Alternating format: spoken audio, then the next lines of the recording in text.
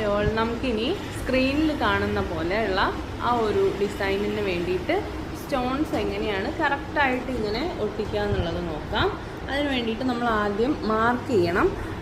Marking ചെയ്യുമ്പോൾ നമ്മൾ ഏകദേശം വേണ്ട ഒരു വിഡ്ത്തും എത്ര ഗ്യാപ്പിലാണ് നമ്മളത് സ്റ്റോൺ ഒട്ടിക്കേണ്ടതെന്നും ഓരോ സ്റ്റോൺസും തമ്മിൽ എത്ര ഗ്യാപ്പ് ഉണ്ടെന്നും ഒന്ന് നോക്കി വെക്കണം. ഞാനിപ്പോൾ ഇവിടെ ചെയ്യുന്നത് ഓരോ സെൻറ്റിമീറ്റർ അകലത്തിൽ ഇവിടെ കൊടുക്കുന്നത് ഇത്രയും ഗ്യാപ്പാണ്. അതായത് സ്കെയിലിൻ്റെ ഈ ഒരു അടയാളം വരുന്ന ആ ഒരു മാർക്കാണ് ഞാൻ എടുക്കുന്നത്. ഈ ഒരു അടയാളം വരുന്ന ഈ ഒരു ഭാഗത്തു നിന്ന് നമ്മൾ ഇത്രയും ഗ്യാപ്പ് ഇട്ടിട്ട് അടയാളപ്പെടുത്തുകയാണ് ചെയ്യുന്നത്. ഓരോ സെൻറ്റിമീറ്റർ ഗ്യാപ്പിലാണ് സ്റ്റോൺസ് വയ്ക്കുന്നത്. ഓക്കെ, ഇങ്ങനെ ഓരോ സെൻറ്റിമീറ്റർ ഗ്യാപ്പിൽ സ്റ്റോൺസ് വെച്ചിട്ട് ഒട്ടിച്ചു കൊടുക്കുകയാണ് ചെയ്യുന്നത്.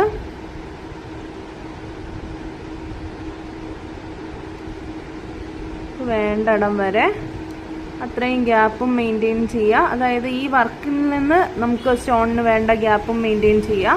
പിന്നെ ഈ ഓരോ സ്റ്റോൺസിൽ നിന്നും നമുക്ക് വേണ്ട ഗ്യാപ്പും നോക്കി കറക്റ്റാക്കിയ ശേഷം വേണം നമ്മൾ മാർക്ക് ചെയ്യാനായിട്ട്.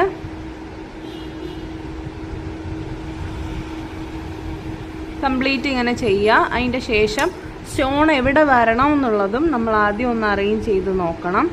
സ്റ്റോണിൻ്റെ ഈ ഒരു എഡ്ജാണ് നമ്മൾ മാർക്ക് ചെയ്ത പോയിന്റിൽ വരുത്തുന്നത്. ഞാൻ ആ ഒരു രീതിക്കാണ് ഇപ്പോൾ വയ്ക്കാനായിട്ട് പ്ലാൻ ചെയ്തേക്കുന്നത്. കണ്ടോ, ഈ ഒരു ഗ്യാപ്പിലാണ്. അപ്പോൾ ഇവിടെ വരുന്ന ഇടയ്ക്ക് വരുന്ന വർക്കും ചെയ്യാൻ പറ്റും, ഇവിടെയും കറക്റ്റായിട്ട് ചെയ്തു പോകാൻ പറ്റും.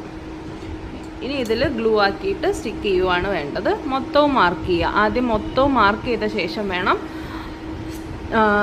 നമ്മൾ കറക്റ്റായിട്ട് ഒട്ടിച്ചു കൊടുക്കാനായിട്ട്. ഇതുപോലെ വരും കേട്ടോ. ഒട്ടിച്ച് കഴിയുമ്പോൾ